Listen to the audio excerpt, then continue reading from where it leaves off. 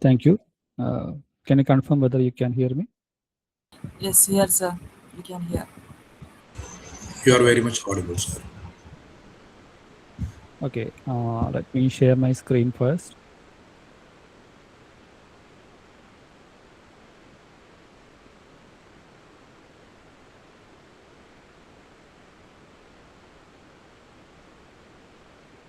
Is my screen visible now? Yes, sir. Yes, sir. Visible. Yes, it is All visible. right. Okay.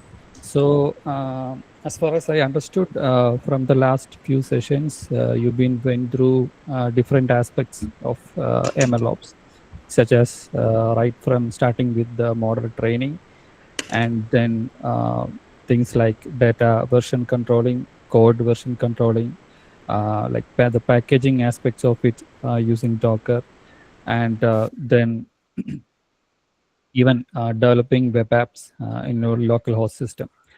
So in today's sessions, we will be looking at the deployment aspects. So if you look at the entire different life cycle of a machine learning project or the MLOps or roadmap, you have different aspects such as the model creation part, the data ingestion part, and model training part.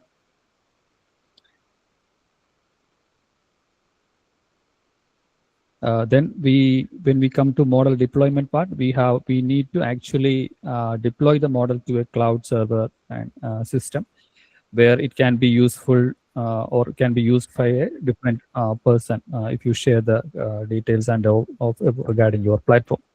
Then once you have that, you will have that model monitoring. You need to continuously monitor the model performance as well as things like data drift, model drift, etc. So today we will be mostly focusing on the model deployment part. Okay, so when it comes to model deployment, we need a cloud service to do the same. So usually, as far as industry is concerned, there are multiple options available. So I will just briefly mention what are the different options available from the lead tech players.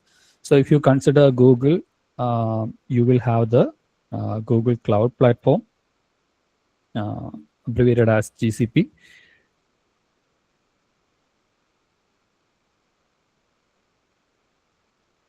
And if you take Amazon, you will have the Amazon AWS or Amazon Web Services. And if you consider Microsoft, you will have the Azure platform. So all these three are actually well known for their deployment aspects and different cloud services where you can actually deploy your model and in a scalable fashion. So as long as your users are scaling up, you can always use more compute power for this using these services and do the same. So these are actually, you can have their free tier services with which you can sign up with some of your account, and you just need to have a like credit card or debit card to try their product or services. So within that free trial, you can try different aspects of their services. But for the purpose of demonstration, in today's session, we will be mostly focusing on some of the free services where we can, we don't need any kind of payment or anything in addition, or any credentials such as credit card credentials or anything like that. But with a simple sign up and everything, we can do like basically deploy a web app, create some API endpoints, and try and practice all many concepts of these MLOps. Okay, so for that, there are many options as well for the free services as well. So for the purpose of today's demonstration, I will be demonstrating you a platform called Python Anywhere. Okay, this is the platform we will be using. So to explore what all we can do with this Python Anywhere, first we will be just recapping what we did in the last previous session. You must have gone through a basic Flask-based web app you created and tested in your local system. So you must have that code, basic code snippet with which you must have tried that web app in your local system and tried the machine learning model into like a prediction web app. Okay, so the same code, how in this session, within this Python Anywhere session, what we will be looking at it would be how to use that code and deploy that code to this Python Anywhere cloud service and create actually a working web app URL, which is hosted live in the cloud and with which you can actually share to your colleagues and whoever interested in to demonstrate your deployment capabilities. Okay, so for that, what I will do is like I will just open one of the similar code snippet or like a project Flask-based project, which you might have also worked on something similar here. So here, what you can see is like the code folder for that or the repository for that. Here, I will just walk you through the code snippet and explain what it is doing for the purpose of your understanding or refreshing your understanding. So here, I have opened one project in Visual Studio Code, which is the go-to standard IDE wherever development enthusiast and everyone uses. So here we have a basic Python script that actually what it is doing is like is a basic Python Flask-based web app. So in this web app, you can see there are some import statements which are actually used to load the pre-trained or the trained model, which we might have pickled using the joblib or other model persistent capabilities within scikit-learn ecosystem.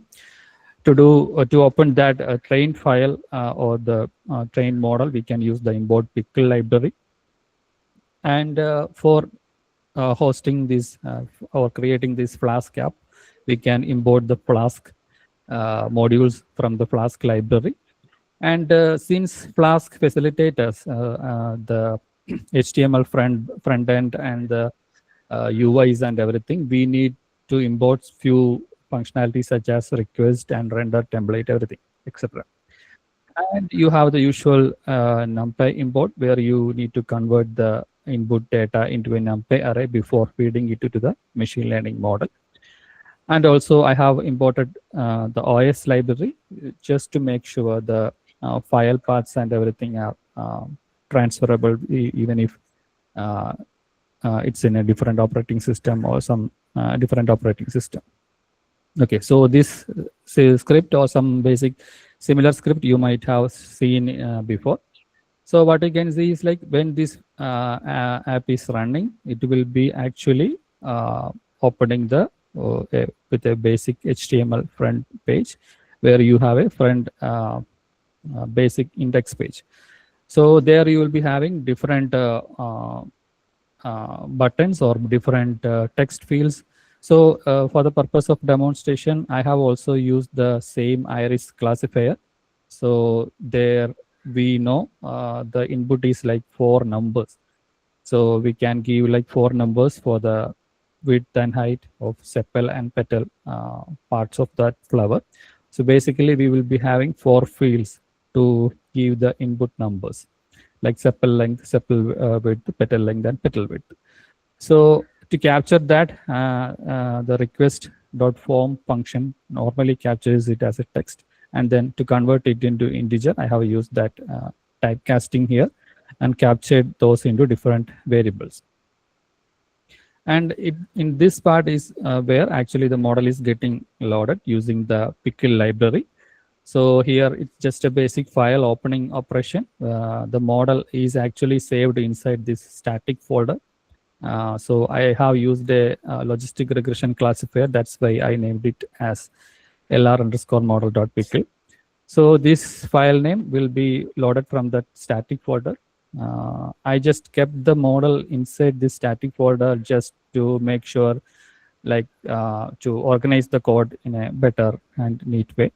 So that is why it's inside the static folder. And since I am loading that file from the static folder, I am using that path.join function to create the file path or construct that file path properly and load it into the pickle using the pickle functionality, pickle's load functionality.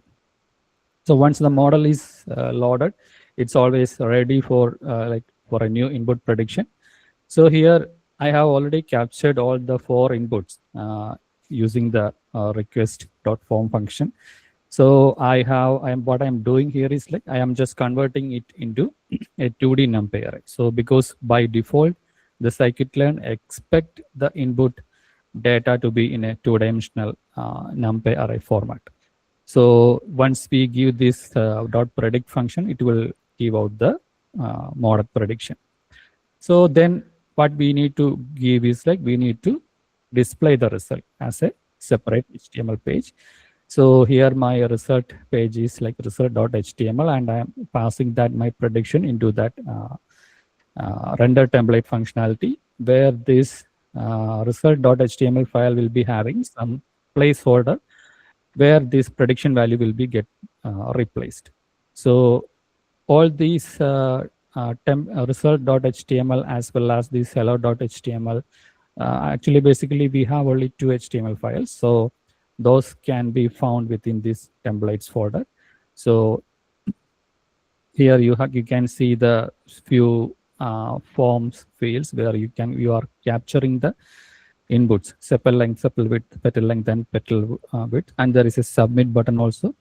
Once there is a submit button is clicked, it will move to the result page. That is what the form action tells here.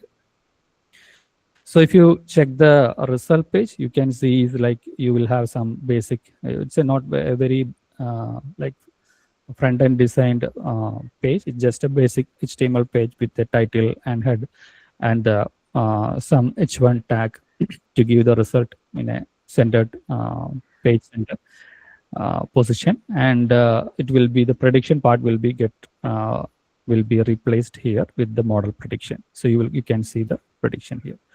So that is basically the code is. So you might be also having something similar within you from the last few classes. So we can always check this in our local system using the flask command and checking out whether it's working fine here and all. That's we can do. So that also you can try. So once you try that thing and it's working in your local system, then the next step would be to port all these code into the cloud system. So that would be the main new thing you would be learning for in today's session. So I will be walking you through that step in the next part. Okay, so to do that, what you need to do is you need to have a Python Anywhere account. You need to sign up for a free account. So you can open your browser and Google for Python Anywhere. So it's www.pythonanywhere.com. You can go to that URL. And when you are first time here, you need to just sign up for a free account. So you can do that. So since I already have an account, I'm just logging into my account.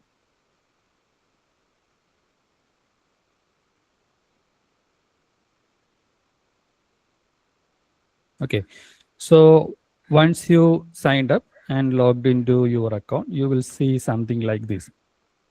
You will be leading to your dashboard page. So in your dashboard page, actually you can see multiple things, such as there are different tabs. For example, here the dashboard tab, and there is a console tab, there is a files tab, web tab, task tab, and database tab. So to move your files into this cloud system, actually you can do that in multiple ways.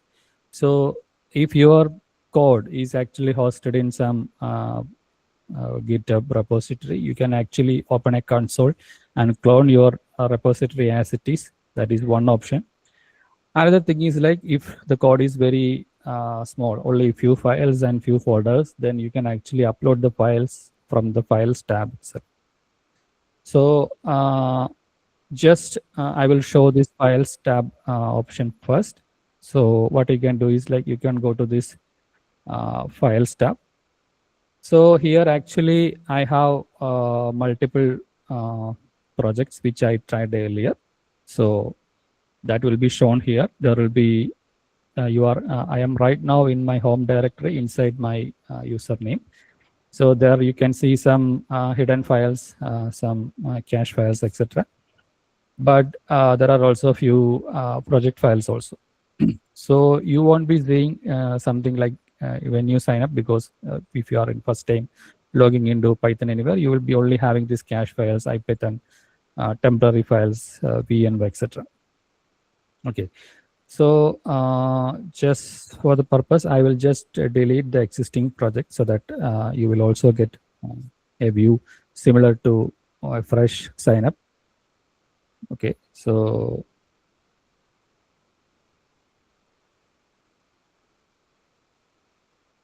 okay, so here you have this. I have cleared those additional files which I have in my account. So now, if you want to host a new Flask web app in Python Anywhere, what you can do is like you can go to this web tab. Okay, so if you open this web tab,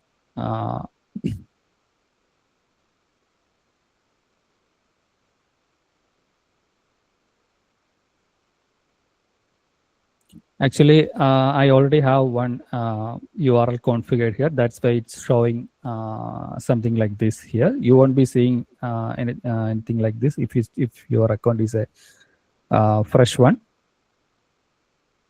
So what you can do is like you won't be seeing this part, but you will have this add a new web app option. Okay, so you can click that part. Oh, it's already in free plan. Only one account is means one deployment is possible. So just let me refresh this.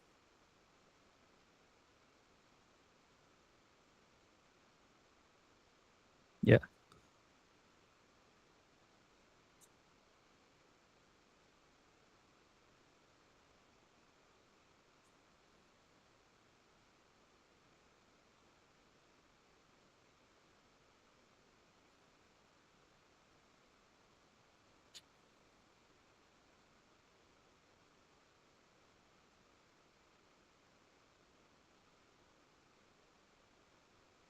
Okay, just let me delete this existing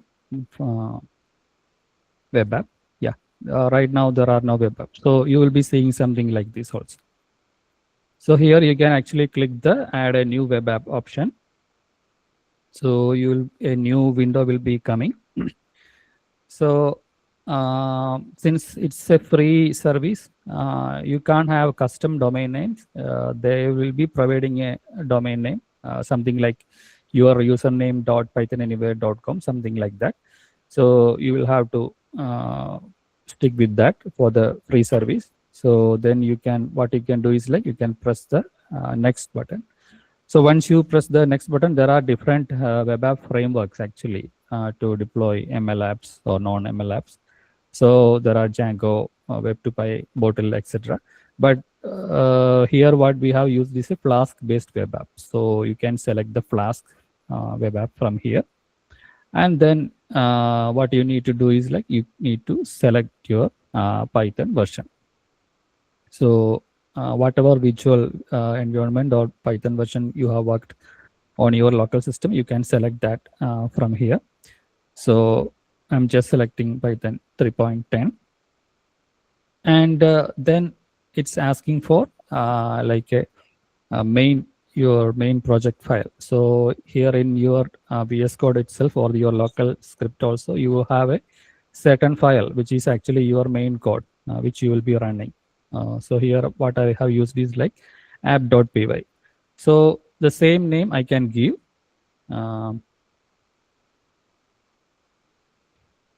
since my project folder name is like Flask demo, and my file name is app.py, I am also giving something similar here. So I will keep it app.py, and the project folder name as Flask demo. So once it's done, I can press the next key. So what Python Anywhere will do is like it will create a basic, very basic web app scripts and everything. Like it will create a static folder. It may create a template folder, and it will create an app.py with a basic like a return statement or something like that, basic web app code. So you can check that actually if you go to the files tab. So once you go to the files tab, you can see those files. Some of those files are getting generated. So you can see that folder here, right? The Flask demo folder here. So you need to navigate inside that Flask demo folder. So you can see it's in home, your username / Flask demo. So you need to check inside that, like get inside that folder. And right now here we only have the app.py. Okay. So if you check that app.py, you can also see the what is inside that app.py. So by clicking here, you can actually see what's inside. So it's nothing, right? Just importing Flask and creating the app object and just a hello world return only. So that is the template code they are providing. We need to edit that. So, but what you can do is like you can always check your URL also. So you can go back to your web and you can check whether your URL is working actually. So I am opening it in a new window. So here I am getting a hello from Flask output. Actually, so this web app is up and running, but it's only doing a simple hello world or return. Okay, hello from Flask return only. So because of that, our file is just not actually what it is supposed to do. So we need to add the files, edit the files, etc. So that's the next part. So to do that, I need to first of all edit the app.py. So here actually you have multiple options. Once you can upload each files one by one, create folders, etc. That is one option. Or you can open a new console at this location and clone your entire project from if it is hosted in GitHub or somewhere else. Those are two options. So when there is the file is only a few files and few folders, it's always easy to upload from and edit from here itself. But when there are a lot of files, lot of folders to be created and like edited, you can push the changes to a GitHub repository and clone it to this part. So I will just show the console part here. So if you want to open a new console, actually you can click the console here. And it's already a bash console is here. So I can click that also. So it will open a bash terminal. So basically it's a Linux based machine they are providing.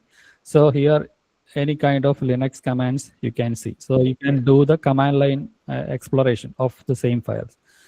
So if you want to check inside your code, like everything, you can actually do that.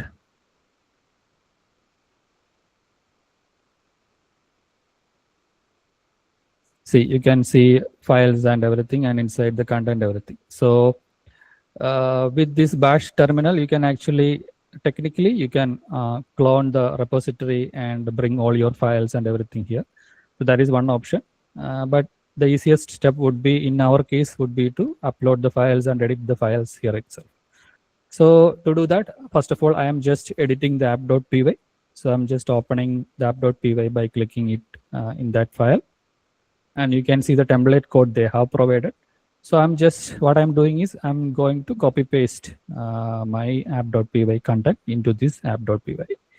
Okay, so I just pasted the new content and I'm saving the file. Okay, so now app.py is ready. And then for my model to work or my web app to work, I need the templates folder and two HTML files. So those are the next thing. So to do that, I'm just going back to the project repo by clicking here, and the app.py you can see here. But I need two more folders, or one folder and two HTML files inside that folder, right? So my next folder is templates folder. So I'm just creating that here, templates, by typing here templates and creating new directory. It will create a new empty folder named templates.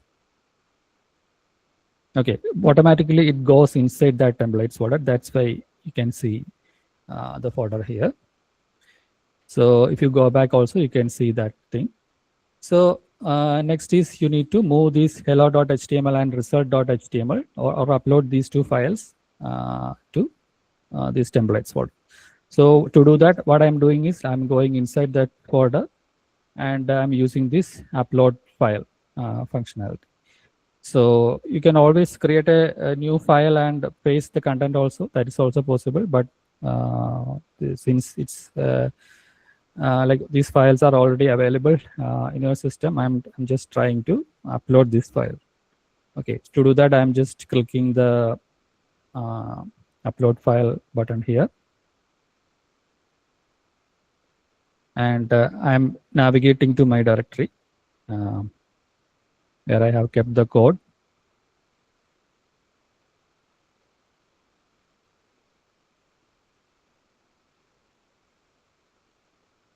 So I'm just uploading the hello.html file. So it's uploaded. Then the next file also I'm uploading, result.html file. That one is also uploaded. Okay, so now my templates folder is having both these both HTML files. Now I need my train model also within this Python Anywhere system. So in my test code also, or in my local system also, I have kept that model inside a static folder. So I need to use the same folder structure here. So I need to create a static folder here. So I'm creating a static folder by typing static and creating, clicking new directory. Okay, automatically it goes inside that static folder. But anyway, I'm just uploading that trained pickle file here. So by simply using the upload file functional. So yeah, from static.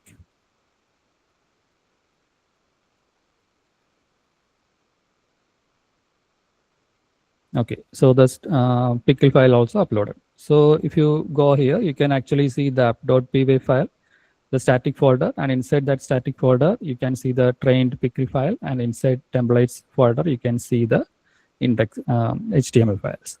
Okay, so basically you have all the files required for this sample web app, which you have created previously. And if it is working in your local system, when you are doing the local host testing, then it should also work in the Python Anywhere also. So what you can do is like you can go back to your dashboard,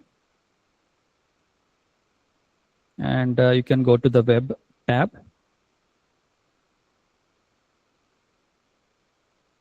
And what you need to do is like you need to just reload the app, because earlier they provided some script, right? Basic script, Flask script, but now you have edited the files and models and everything. So you need to reload the your app. So just wait for the app to be reloaded, and then you can check the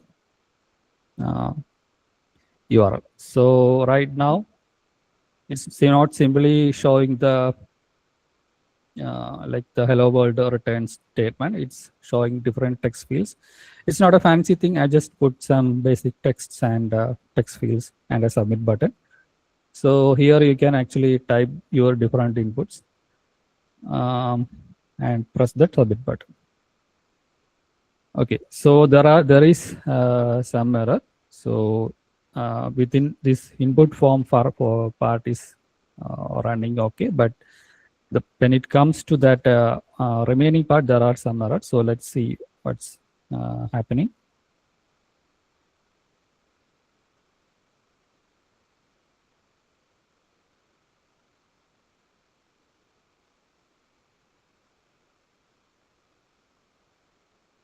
I'm just reloading it once more.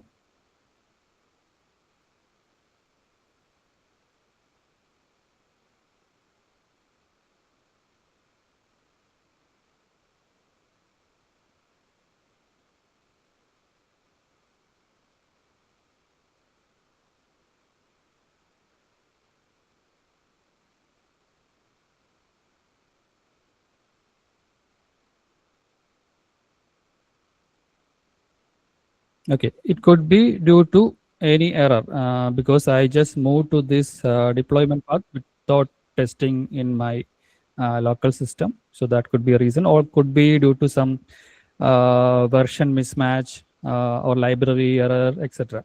So we need to figure out that.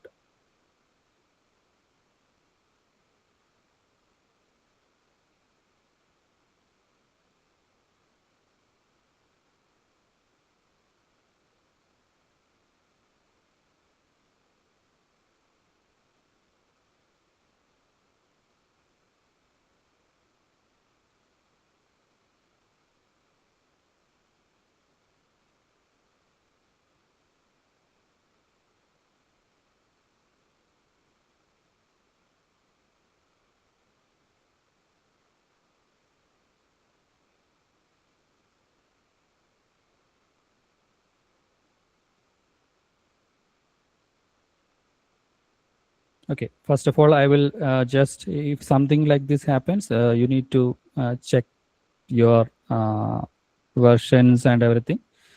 So I will check it in my local system itself. First of all, this code works, or if there is anything I edited accidentally or something like that. So I will do that first and then do the same.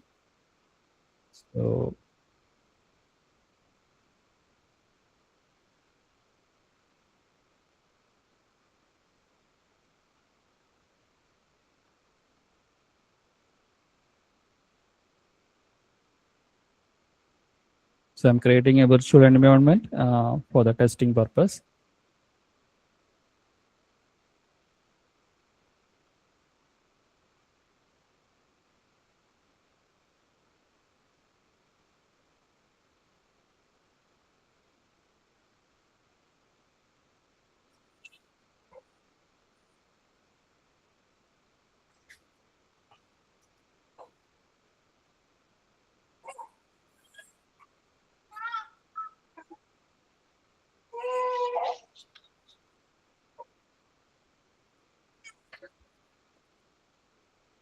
So I'm just installing the required dependencies.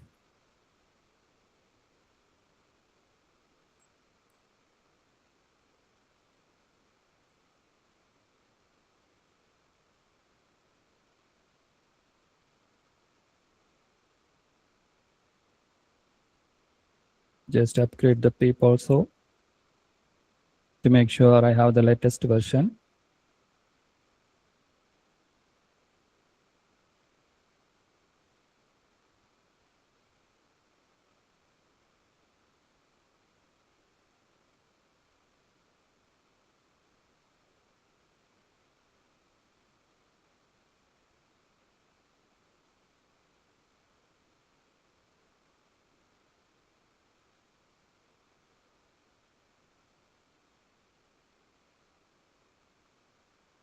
So it's right now I'm testing it in as like in local system. So sklearn library is not there.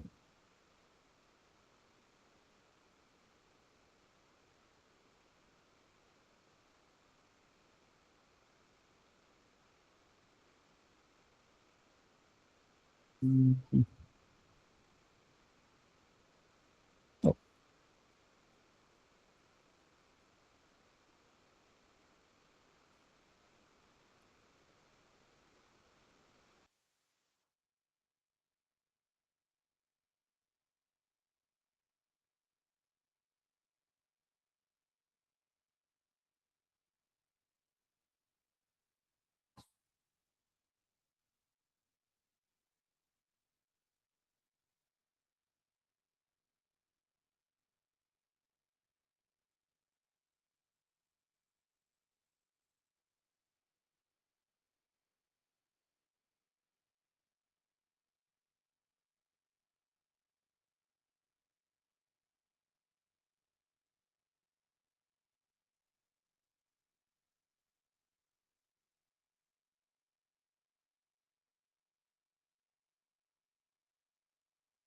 Okay, actually, in like you can check the log, error log in your cloud system Python anywhere also by going to the web tab and checking the error log file here.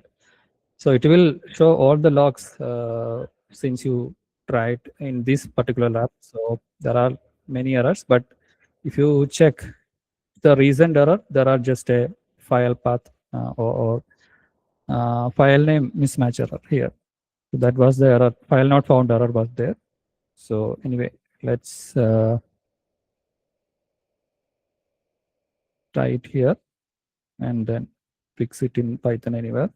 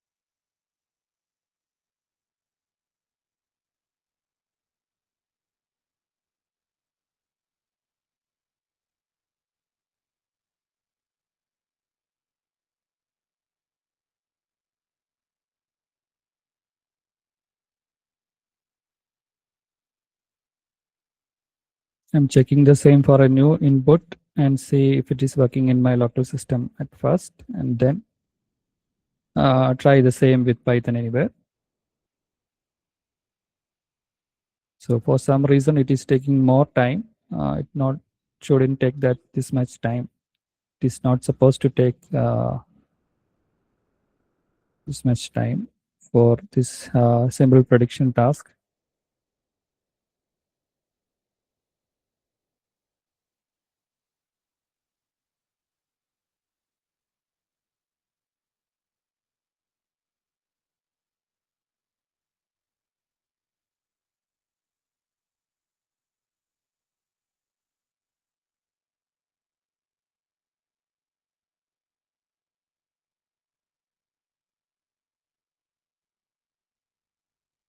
I will just rerun the program.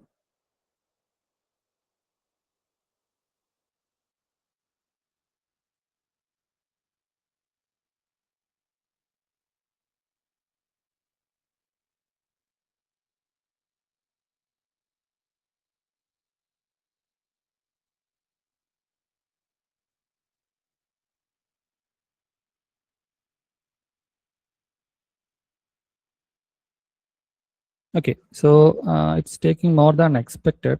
So anyway, I will try to check the log in from Python anywhere and try to fix it from there. So it's showing there is no such file or directory static /lr mod. Okay, so that's the error. So basically, it cannot find the pickle file. So that's the error we are getting. So if you look closely, it's actually loading from. So the home folder is in different location. So it's inside static folder. So you need to specify that correct path. That's why Python anywhere couldn't find that file. So to fix it, let's go to the files and to the app.py file.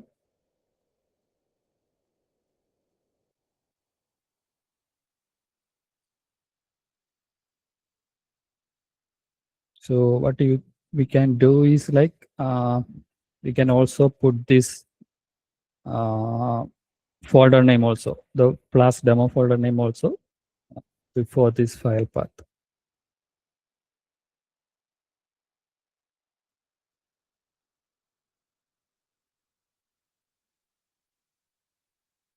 Okay, I'm saving this.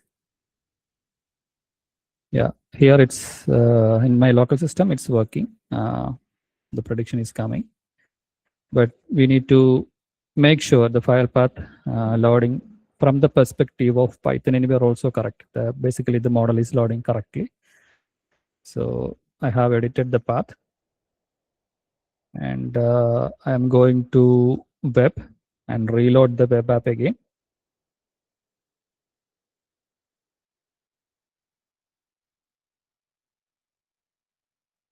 And then open the web app.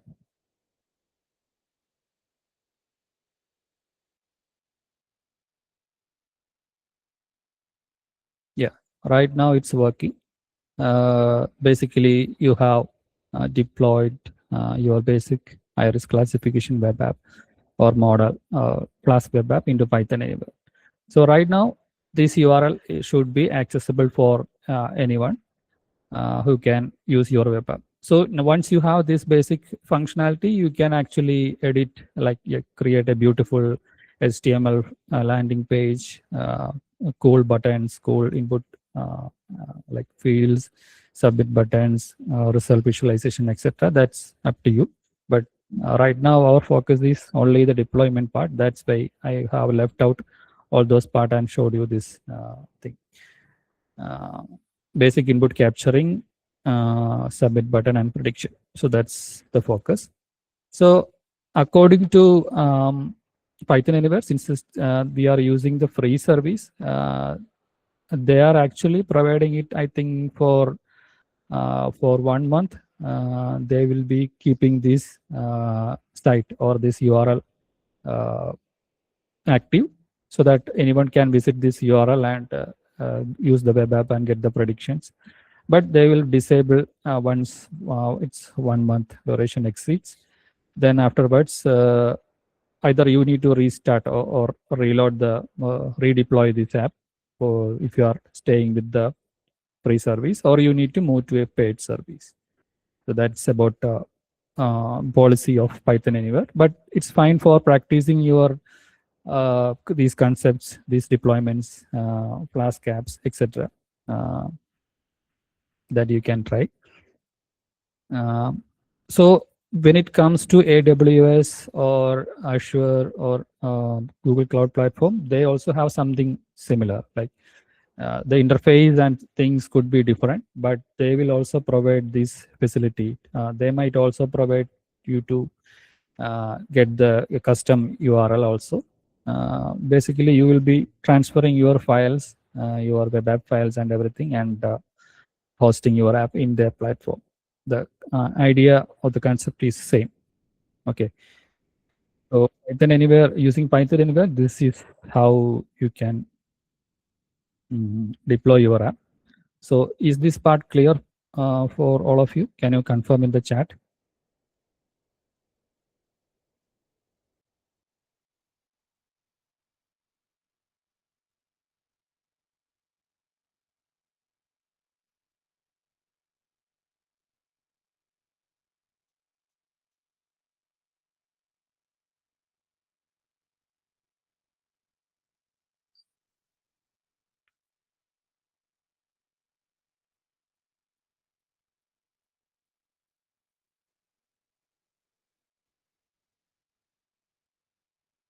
All right.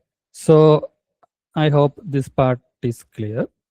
And so to deploy this Flask-based app, so you now saw this Flask-based web app, and you created the landing page, the input field page, and basically connected your model, get the input from the page, and get the predictions and displayed the output. But here you have a lot of flexibility actually to design the page, the layout, the look and feel and everything. But you also need to know a bit about this web development, like how to create the HTML pages and everything, or about request forms and everything. So there is also another framework that doesn't require that much knowledge. There you can actually, if your purpose is simply to deploy your app and see a demo to some client or whoever you trying to convey your idea, there is another free service or option available called it's called as Streamlit. Okay, so it's actually a framework also like Flask, but there you don't need to design these HTML pages and everything. Sorry. There you have also predefined code or functions to create buttons, images, display images, display text output, etc. There also you can actually create a sample web app and without much knowledge of HTML and everything, then test it in local system and then deploy the same to their cloud facility. Their cloud facility also free. So that also I will demonstrate using Streamlit library. The library name is Streamlit, and their cloud service is Streamlit Cloud. Okay, so let me open Streamlit project. So how we can use this same iris classifier using Streamlit? So that is the next demo I would like to show you.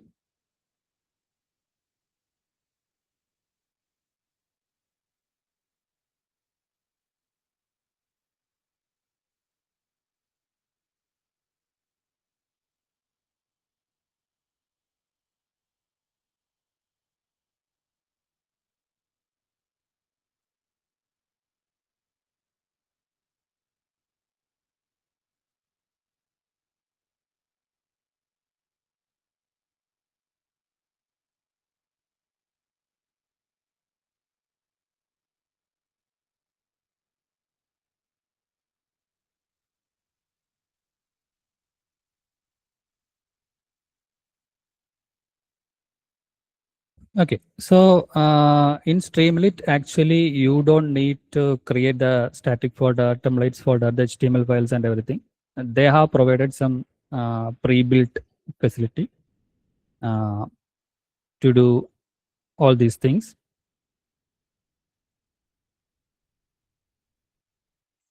So I will just show you this code base, what all things we need to do. So here, actually, the main code or the file is the app.py file. There you are actually importing few things to load the pickled file as usual, which you have just used, similar to how you tried with Flask also. And you need to load that file. And the next thing you would need is like the Streamlit import. So you can import Streamlit library also. So you can give import Streamlit as ST. And here I have tried or just added some little bit additional things, such as I have kept the model name and the test is some parameter settings in YAML file, which is actually not required. You can directly hard code these things in this .py file. That is not an issue, but here I am just loading it from a config file just to make or keep the code organized. Okay, so here the config file or the configuration settings are loaded. Here the the trained pickle file is loaded. And here actually I am creating some Streamlit slider object. So basically, instead of creating that text form input fields, here I am just simply by creating a ST slider object, I can actually create a text input or numeric slider input thing, which actually Streamlit provides. So there are different kinds of widgets Streamlit library provides, with which you can actually create drop downs, radio buttons, bullet points, text input, numeric input, etc. So since it's iris classification and the likely input range of width or height of length of different sepals and petals are, I I'm just giving a lower limit of 0 to upper limit of 10. So it would be a slider which we can move from 0 to 10 for each of these things. And there is one predict button. For that, I am using st.button predict. So once the button is predicted or pressed, it will move inside this code block. There you have all the numeric inputs from these text sliders that will be converted into a 2D NumPy array and passed into the model. The model's output or the output would be in the prediction variable, which you can actually display as output using st.write. So that's basically the code is. You don't need anything else. Just NumPy import also missing. Yeah. So once you have this, basically your Streamlit code is ready. So you can run your Streamlit or test your app first of all in your local system by giving this command.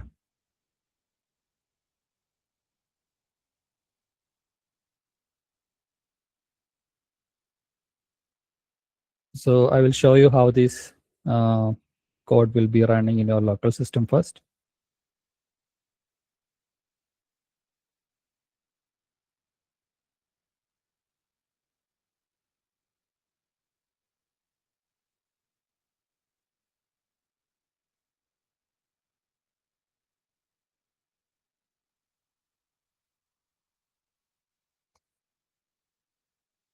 So you need to, like, if you are already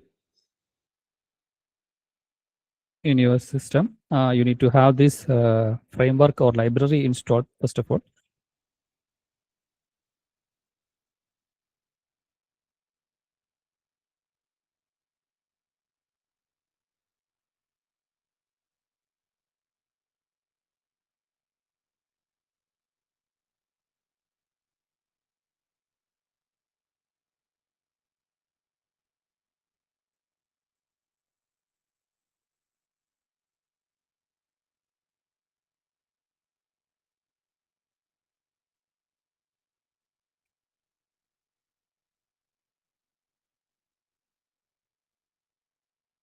I will create a new fresh environment.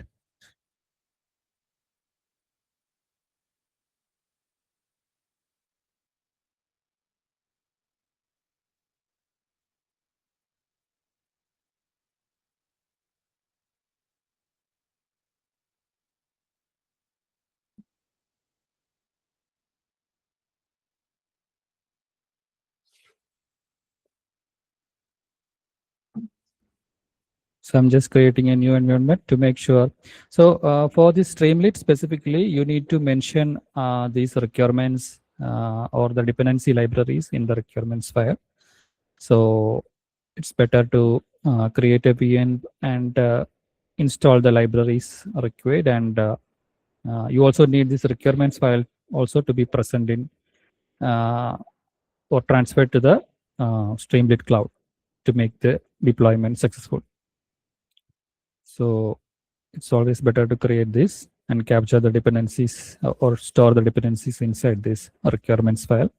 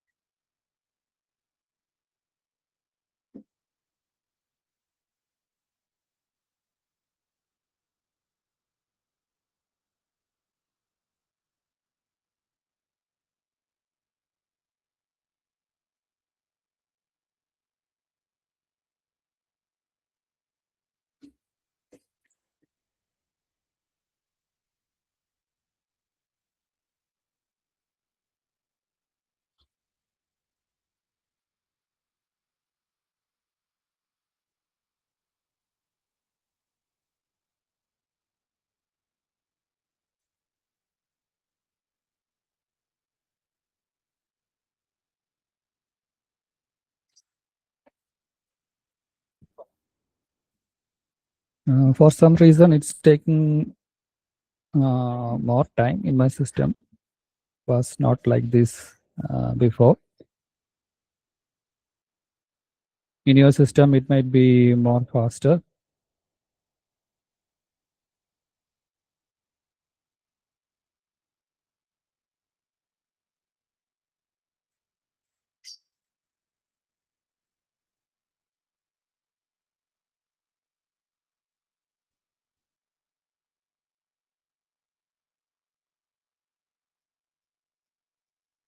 Okay, so meanwhile, what I will show you, you need to have the Streamlit Cloud account for the Streamlit app to be deployed.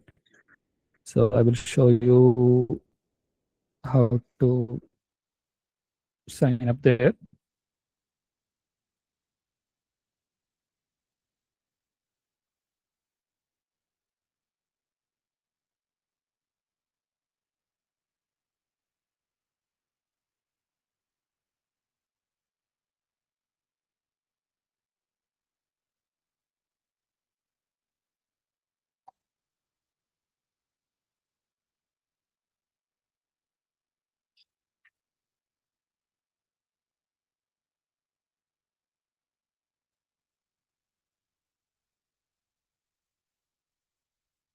So here also, what you need to do is like to deploy into Streamlit Cloud, you need to have a free account or sign up.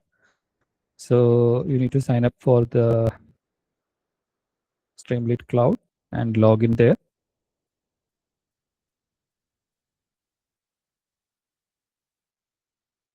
So actually the steps are shown here, but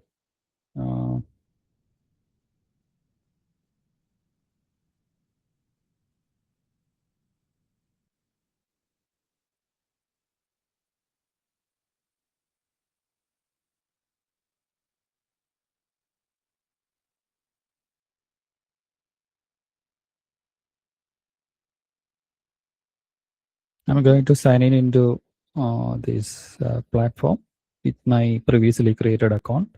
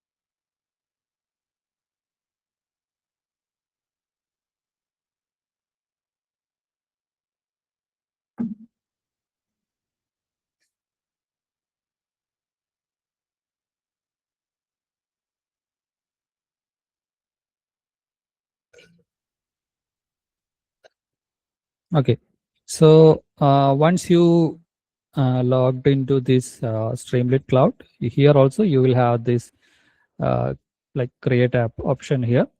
So the easiest thing would be like you need to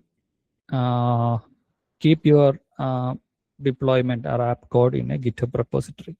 So the same code which I have showed you in UBS code, I have it demoed it in the local host there, but the same thing you can find it here.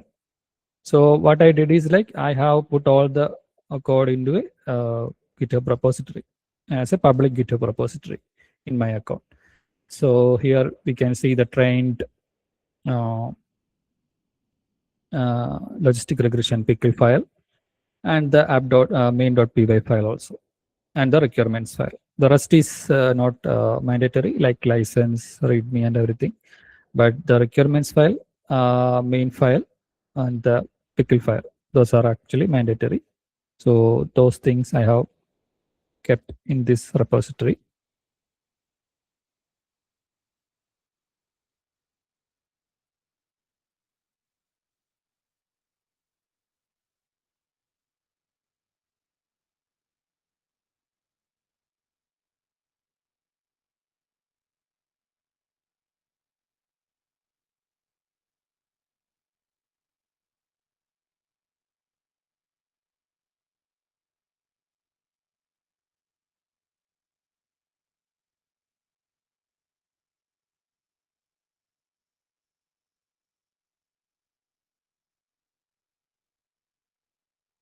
Okay, so this is my GitHub account and the repository folder.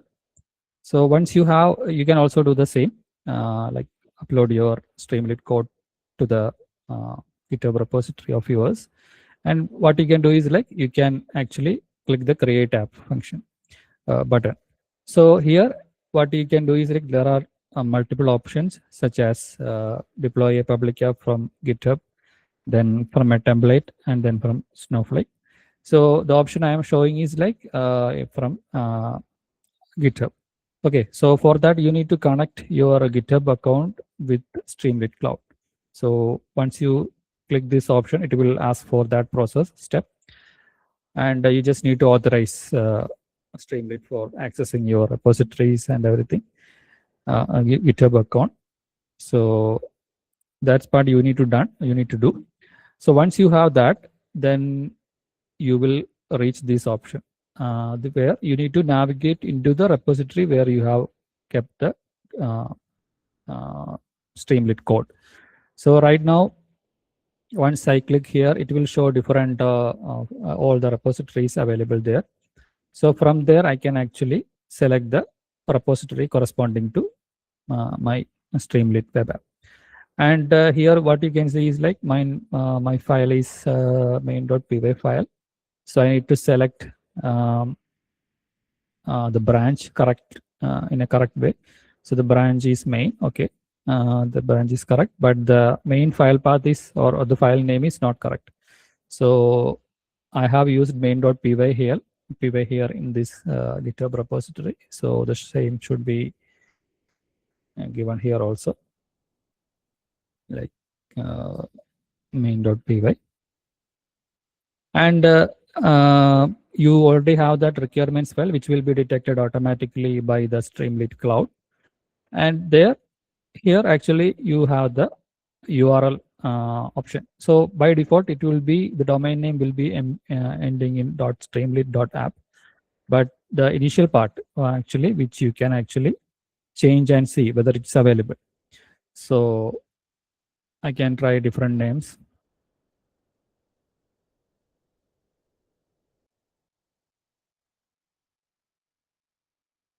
So I'm just giving MLOps 19 Feb and then press deploy.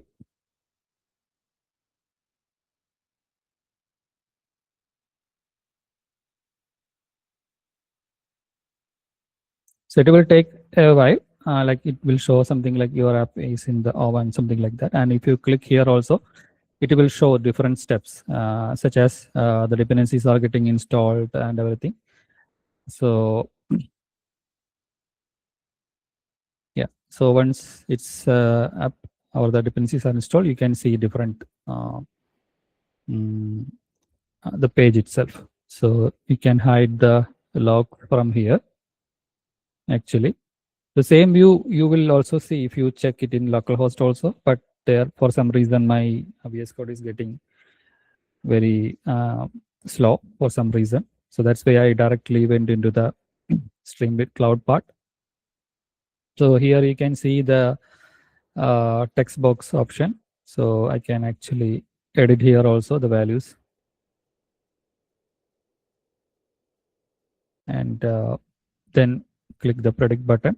So the output is also showing. So here also you can change the font size, show it is in a text, large font size and everything. They are also that also possible, but you don't have the full flexibility of a Flask based app. Like what you can do in Flask based app, you can always change the like the background CSS, the font size, everything is up to you. But you can, but the downside is like you need to design those things as well. So if you want depth and full control over your deployment app, then you can go for Flask. Or if you want to have a quick solution or quick deployment option, then you can use Streamlit Cloud as well. So using Streamlit library also, you can also actually test your apps and deploy into the cloud. So those are the two free options, Python Anywhere and Streamlit Cloud. with which you can do the deployment part. Okay, so is it clear for you for the Streamlit deployment? Can you comment in the chat?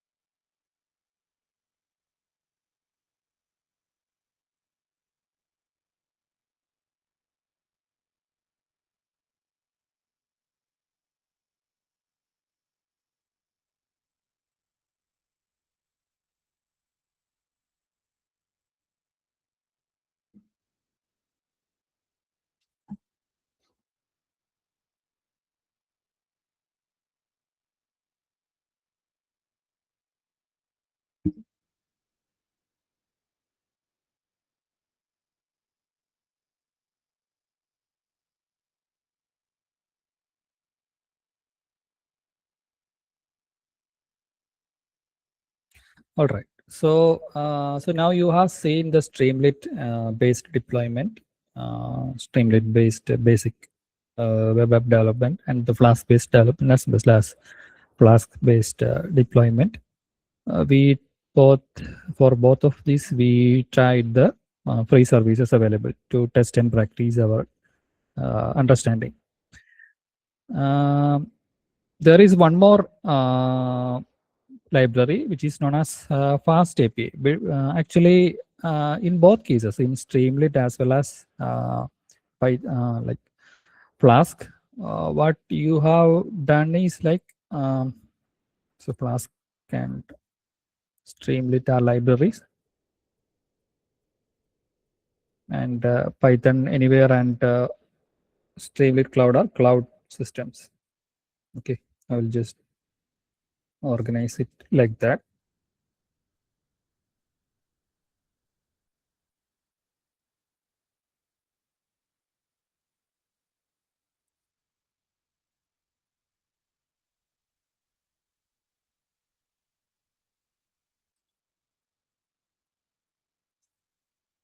Okay, so Flask and Streamlit both used a web app based deployment, but consider this way: when it comes to a ML deployment or MLOps perspective, most of the time you may not need a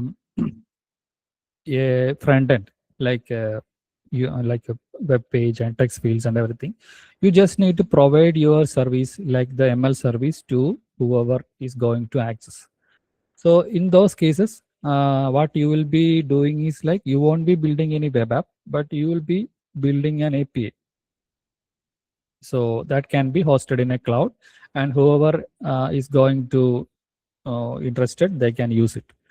So consider this way. So the device which could be using your MLOps service may not be like in a desktop. It could be a mobile phone. It could be a computer. It could be a smartwatch. It could be any device that is connected to the internet.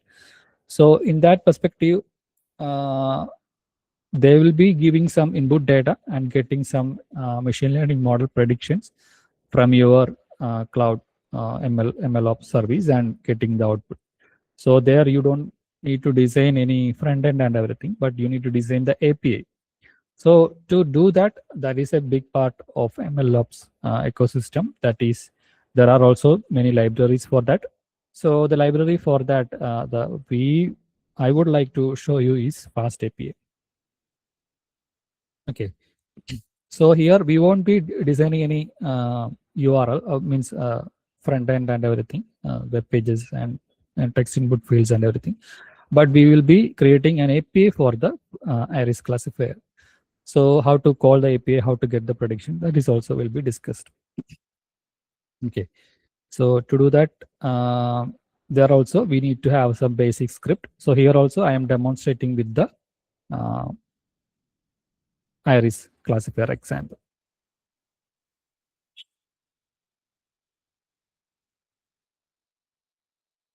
So let me open that code part.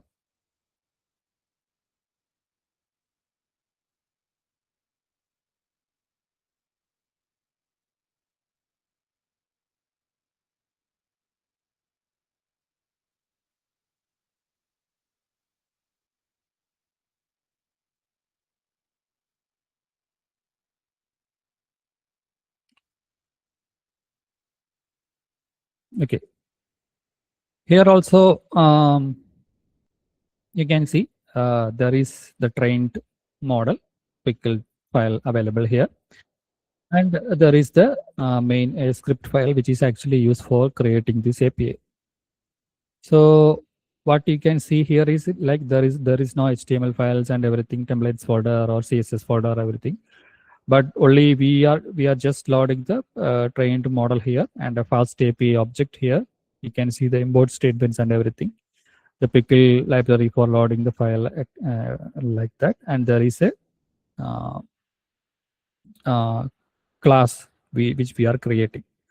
So here we are using a library called PyDynamic to create the input schema.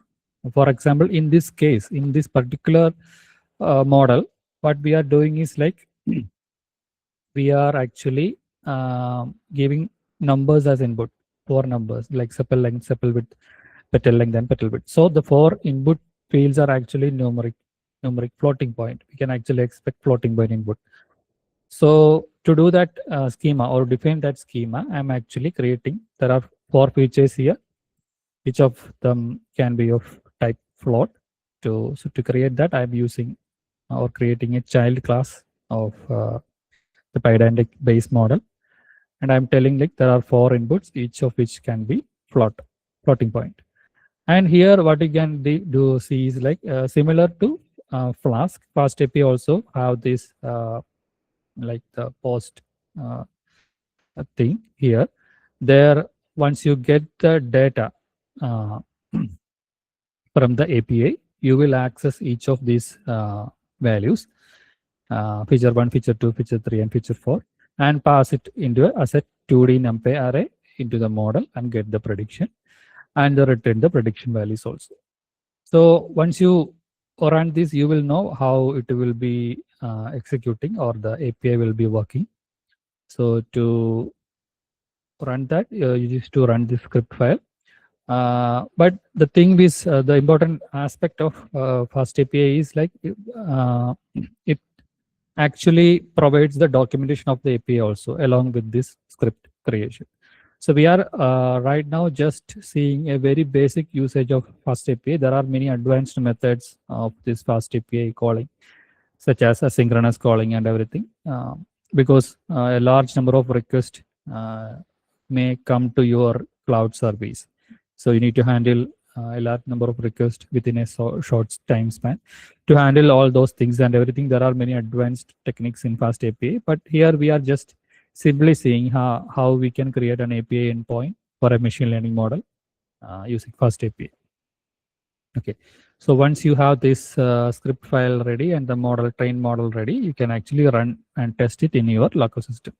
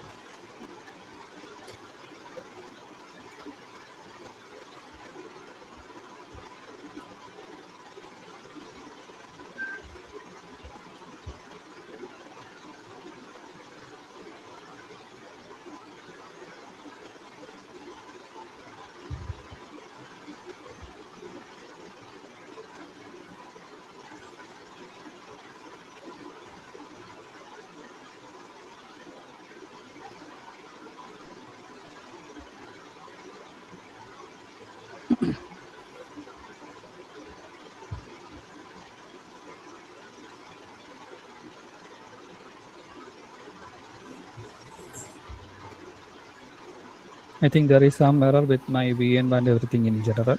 So I need to check that. But let me try.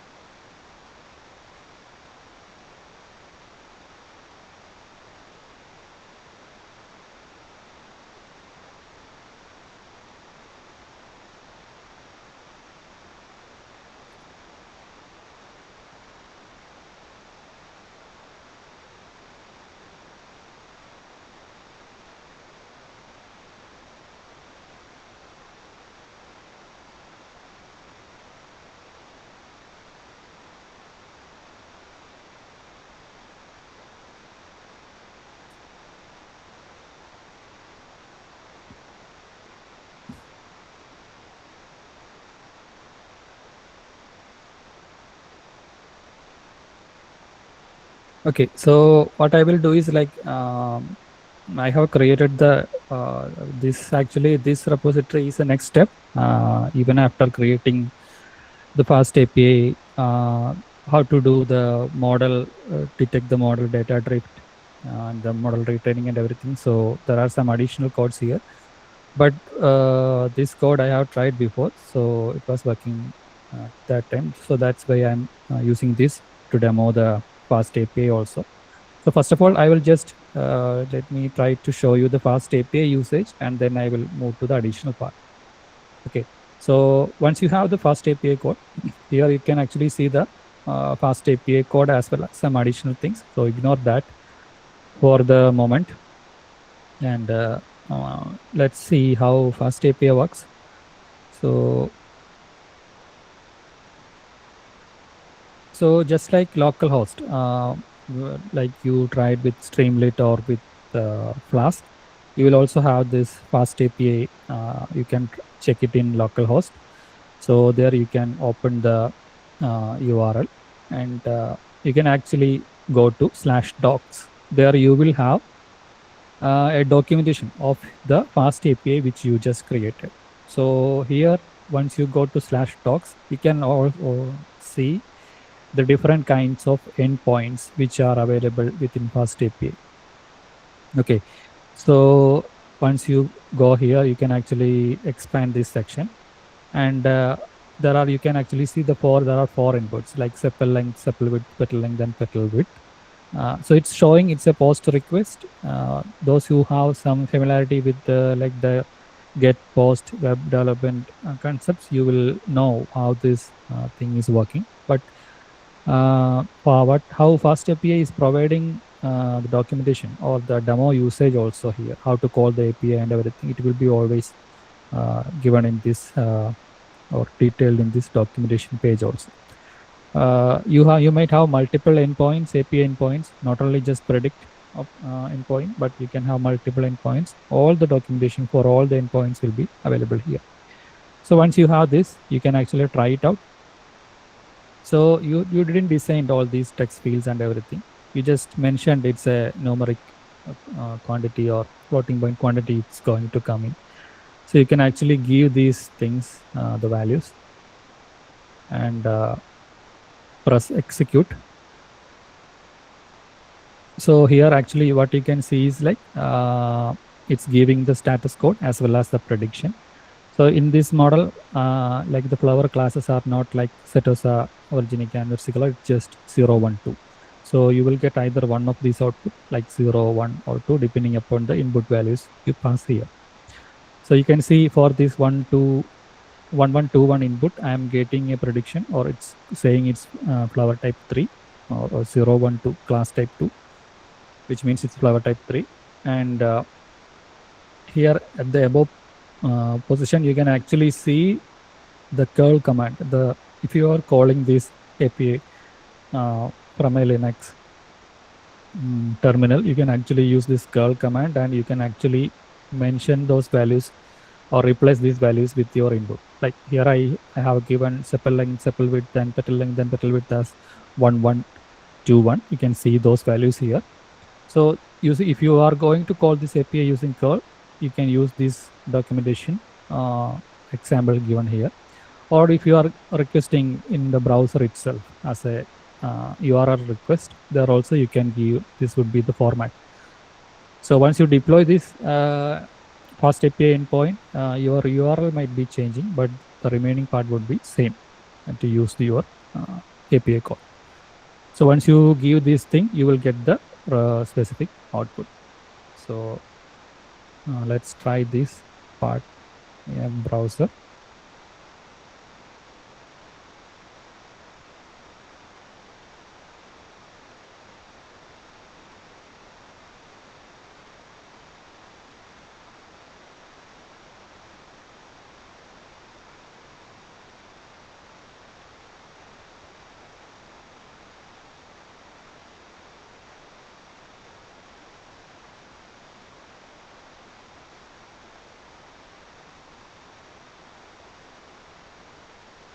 Yeah, actually, while trying in the browser, you need to, I think there are some more modifications required, or try a different browser. I think it will work anyway. I have tried this before. There was some minute modification needs to be done.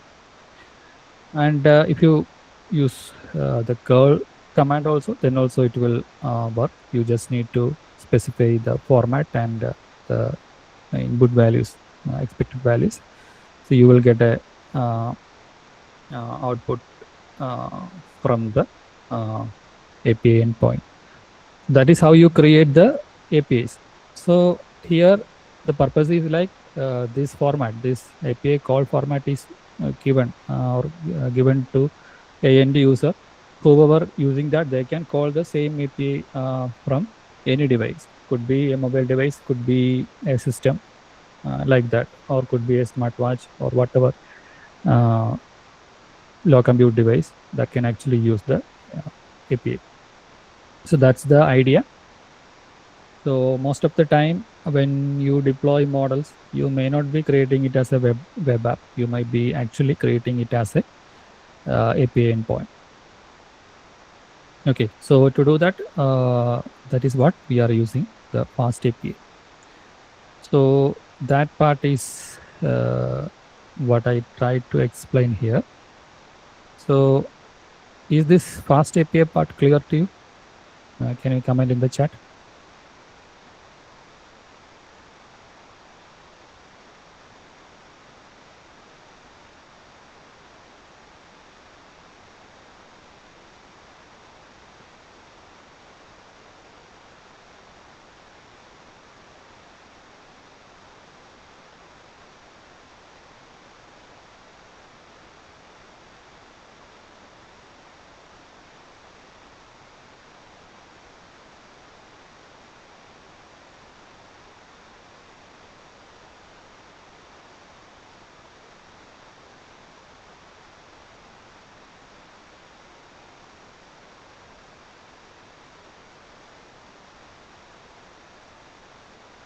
Okay, so basically it's nothing but like you are deploying the model without any UI and everything. You're just creating the API endpoints with which you can actually call your models and get the predictions.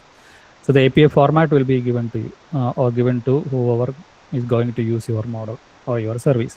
So even if you try with, you might have used some other APIs, publicly available APIs, such as like the OpenAI API, that you will be having the keys and everything for the security purpose. But here we just saw a simple API call without any keys and everything, but simply the API call format, the right input values and the output from that. Okay, so that is what API is used. So now what I would like to show you is combine all these different aspects, such as the things you might have seen in the beginning, like the model training, API or web app creation, then creating using ML flow to store the configuration or the different run outputs, and creating logs to keep the parameter logging, as well as the DBC for the data version control and everything into a single part. So here I'm trying to capture some of those parts here in a single repository or a single project. So I will show you what all we can do here. Okay, so the first part I would like to show you, like you might have already seen this using the training the model and use ML flow to log the parameters. So if you look at the code here actually you can see, I will just generally show you the code flow or the logic, explain the logic here. Here I have some import statement to like actually basically train the model.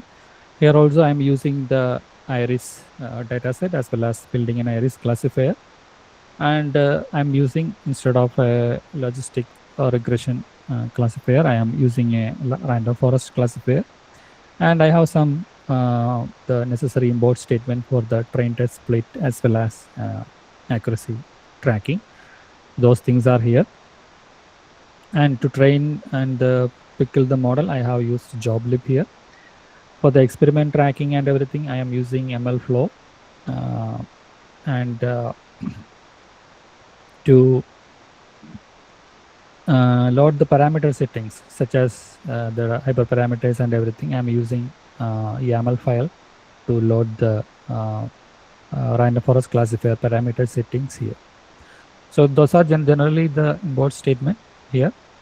And here you can see I'm actually creating two folders if it doesn't exist in the project. So one is for keeping the trained model. Okay, once you have the data and the model trained, you need to pickle the file and save the model.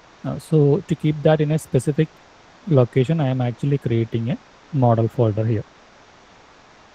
And there is another folder I am creating, which is actually for keeping a reference. So which means you might have learned the concept of data drift in your previous sessions.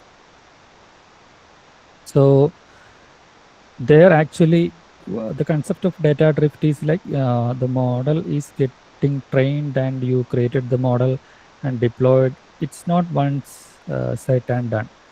The data might change, the pattern might change, and your already trained model performance could deteriorate.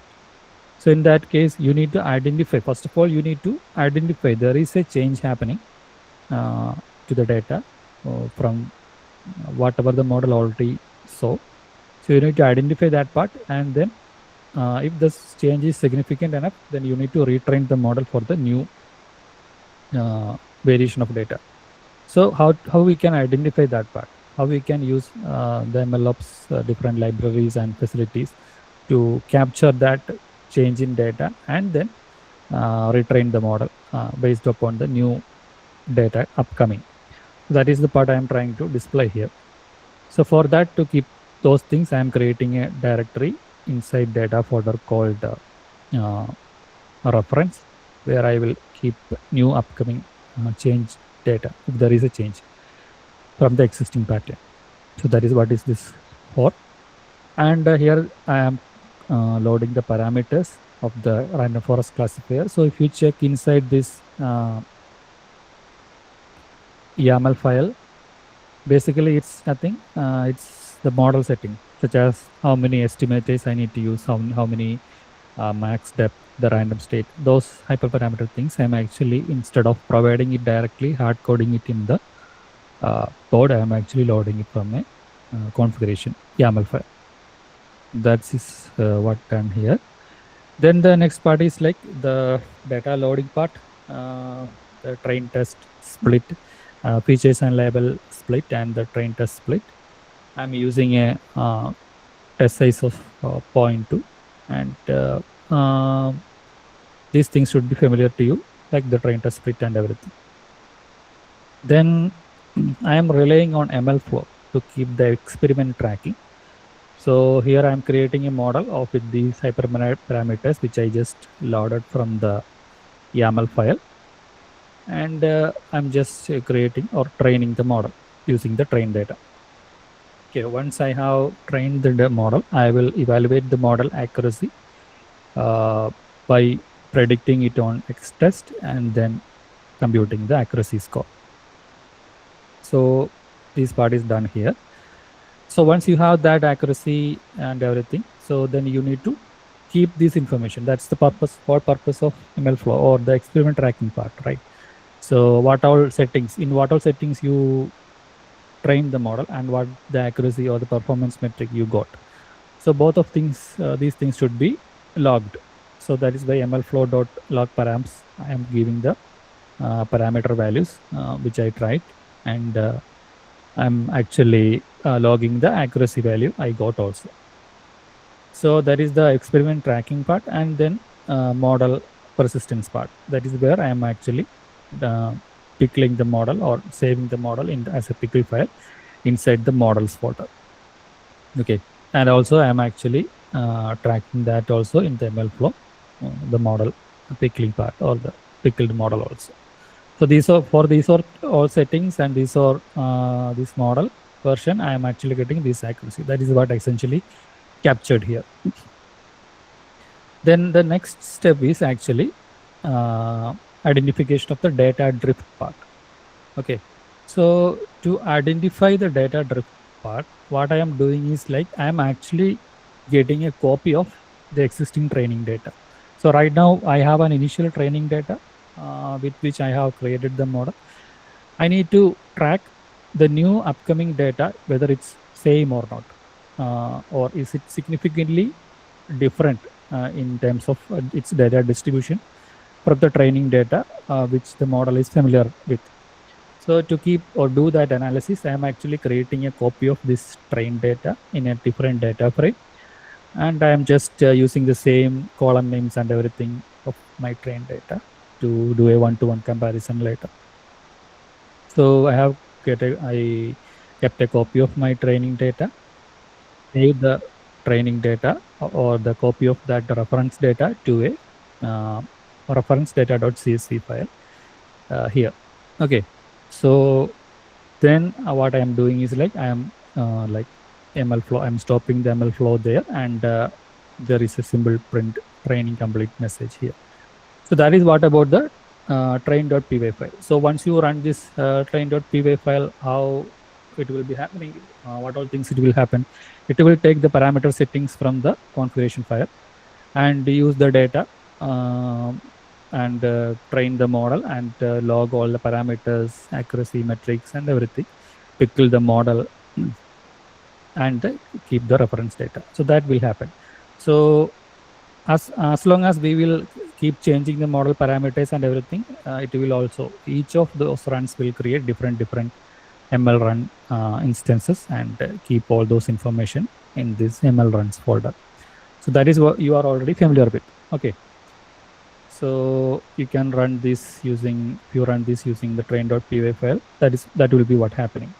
And there will be some supporting files will be getting generated, such as the ML runs folder. Inside the models folder, you will have that pickled model, and you will have that mlflow.pb file, etc. Those will be getting generated normally.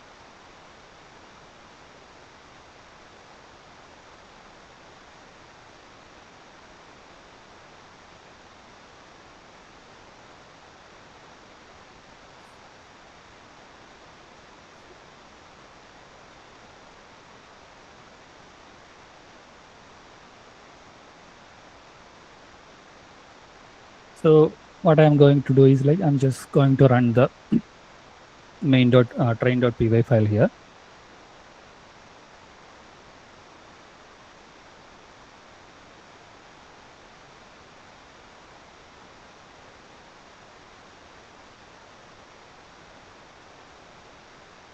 So since it's already, I have executed this once, I already have that trained model here and the ML run, first ML run. Oh, now there is one more run is getting created here. And I'm getting a training accuracy of 100% because it's a simple data. Okay, so that part is done. Then the next part is like, so you have the trained model and everything. Then what you can do is like, you can actually check the FastAPI deployment. So here I have actually created the FastAPI deployment also, which I have showed you before. So the code for that is inside this API.py file. There I will be loading the latest trained model, and what I am doing is like I will be getting the API input from the user, and I will be getting the predictions and everything. But what additionally I have done here is like, the additional thing is like, I will be capturing the new inputs coming to the API endpoint. Then what I will do is like, I will create a new file for the new inputs coming to the API endpoint. Then I will actually capture it into a logs folder as prediction logs.csv. So if you check here, each time when I call the API and try the API, or some user access the API and use my web app, or not web app, my API endpoint, the file will get populated with the new input or the new data incoming, or the new data incoming to the model. So if there is a significant change, I can somehow use this prediction logs file with my existing reference data and see there is a data drift or not. So for that purpose, I am, when I'm designing the API, FastAPI, I'm also capturing the inputs to a specific file for the data drift comparison. So that is what additionally done here. Okay, so if you look at here, what will happen? So if you run this web app, not web app, the API, there is already 4 entries within these prediction logs because I tried those before. So here you can see there are already 3 entries. Okay.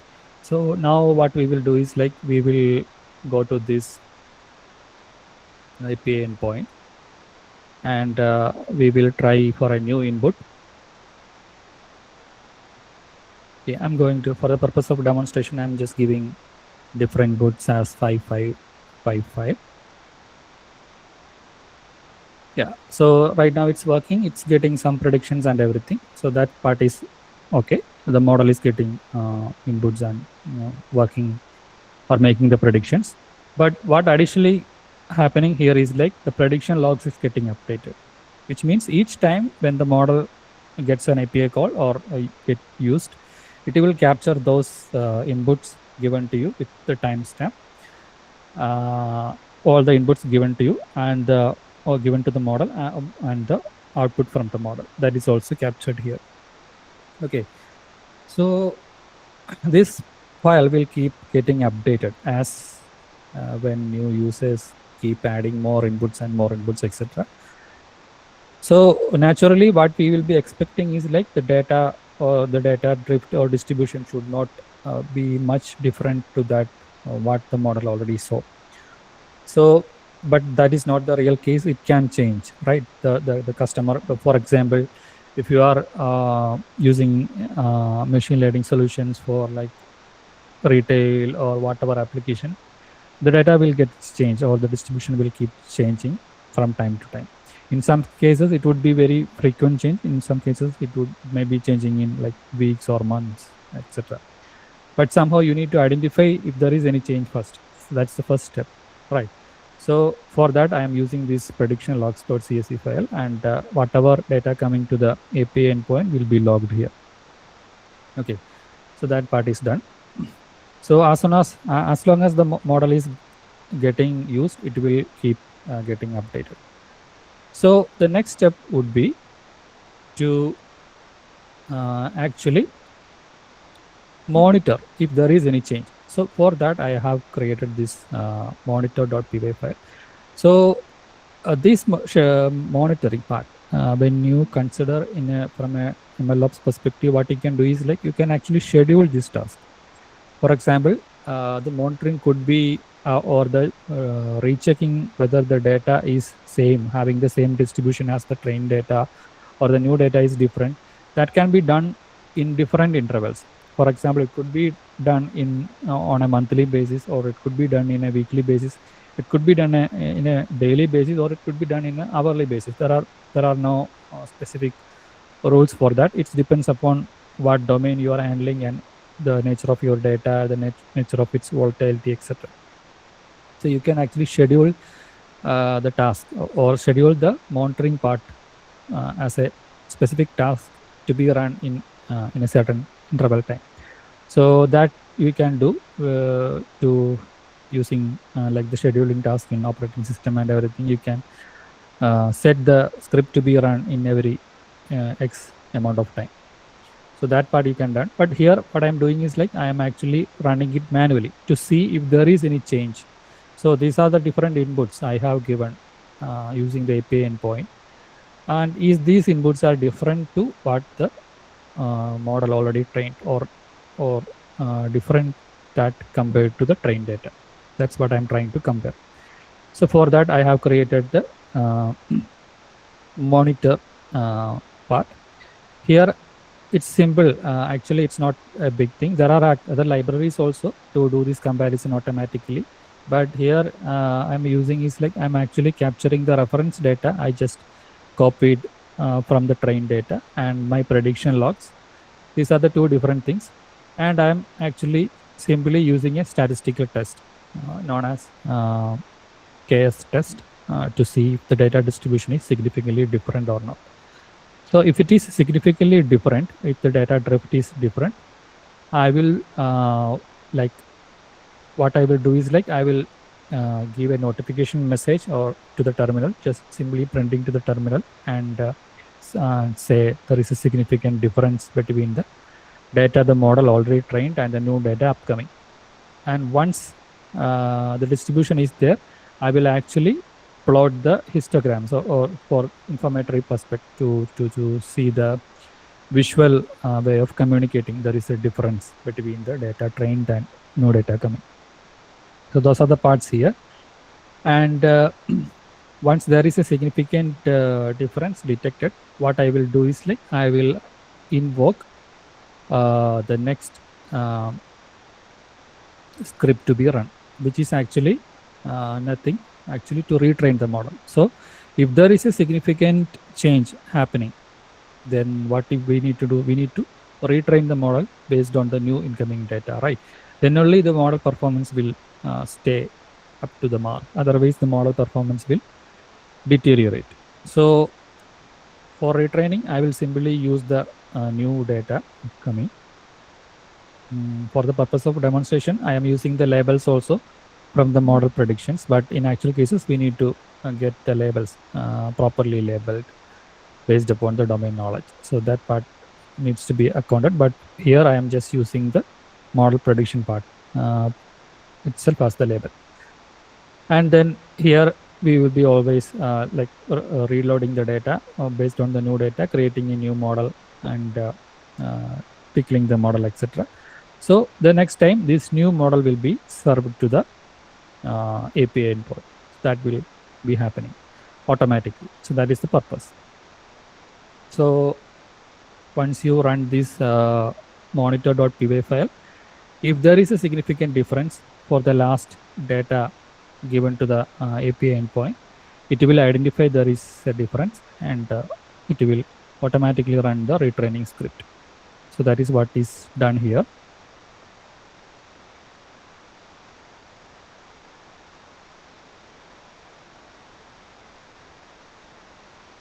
Okay, so since I have given very large number like 555, etc. for the different sepal length, sepal width, and petal length and petal width, actually it's identifying there is a significant data drift for those columns. So it will identify that significant change and then create some distribution plots to actually visually explain that difference. And what it will trigger the new training script, the retrain.py file, where it will again retrain the model, and the retrained model will be pickled for the later use. That will happen automatically. So this monitor.py file you can actually schedule as a task in your cloud. Depends upon the interval you want to check and update. So it could be daily, it could be monthly, it could be weekly, it could be hourly, or within minutes also. Some large-scale platforms frequently update their models. So that is also quite possible. So once it's done, it will identify the model data drift coming to your data, and then retrain the model, identify that change, provide required notification as plots and terminal messages, etc., and then retrain the model and redeploy the model. So that part is done here. And in the reports part, you can actually see the distribution difference. So you can see here the reference data distribution here and the new coming data points here also. So you can see these points are very off. These orange points are well off from compared to the blue points or the reference data.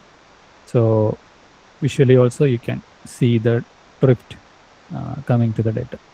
So because of there is a significant drift, automatically it will identify that drift and retrain the model, provide necessary notifications and retrain the model and redeploy the model. That will happen. Okay, so this in this part actually we have seen like the model creation, the API based deployment, and tracking, the experiment tracking, the configuration setting, logging and everything, and then we use the model monitoring, and data drift identification, and retraining of the model. So that is, all those things are combined here. So actually, all the concepts like the containerization, experiment tracking, data version control, model version control, everything in a single project is actually will take more time. It will be a more complicated or extensive work to be demonstrated. But now you might have got a gist of what might be happening. So whenever there is a change into the data, or you either it could be manually, you might be manually having a new data set coming. So you can actually trigger a pipeline using DBC. Then you can actually run the pipelines, retrain the models, and make sure it's actually going or satisfying the essential performance or requirements using GitHub Actions, and then only you can pass it to the deployment. That is one thing. Another thing is like in the live deployed web app or live deployed API, you can actually identify the data drift coming. So there also you can actually identify the proper drift coming and monitor the changes. There are many other tools such as that actually provide the visual display of these changes and then notify you as a dashboard. But here we have simply, I have shown you a simple script-based approach, what might be happening inside under the hood. So those are the different parts. Then again, we have the code version control part, everything, and the deployment part also. Okay, so in an actual MLOps work, you need to combine and like club all these things together to get the task done and make sure the pipeline is running up and run smoothly. And also for the same concept, for example, experiment tracking, there are multiple options available. Not only ML flow, there are weights and biases and different aspects available. Different libraries, different frameworks for the same purpose. So you need to identify the strength and weakness of each of those things and use accordingly for your requirement. So that's up to you. But hopefully you might have gotten an idea of what are the different things you might be encountering when it comes to MLOps. So I will just share the link of this repository, this final repository to you. So you can check it out from your side. And probably the FastAPI repository also.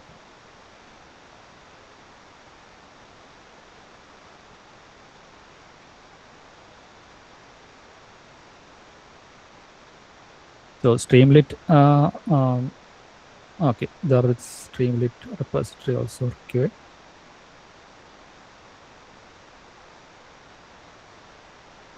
The Flask use case you might have seen before.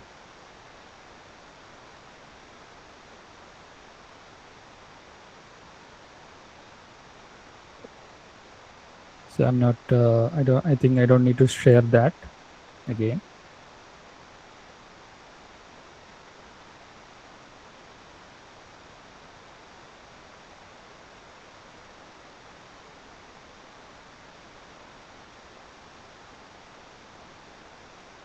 So you can go through these repositories and try it out, make changes from your side and see how it, whether you can work out the same or not.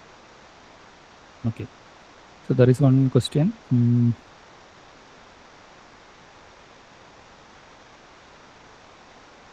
Actually, if we call the API again, then a new entry will be created anyway. But in our script, what we will be doing is like we will be comparing the reference data with the file we just created, the new file we just created. So basically, the test will be actually comparing like, with both these files. Okay. So actually, if there is a difference between both these inputs, then definitely it will identify as a difference.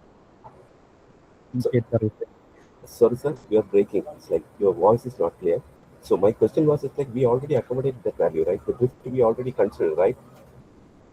Yes, yes. So the new So model the will be trained with the new drift value. So in the second run, if you use the 5 again, will it be considered as a drift, or will it be considered as it's an actual value? It's a pre-existing value, because we yeah, already considered. yeah, ideally speaking, since the model is retrained, Mhm. the reference data will also change, right? Okay. So the same, if there is same data is coming, then it won't be considered as a drift. Okay. Yeah. Thank you. Okay. So is there any other questions?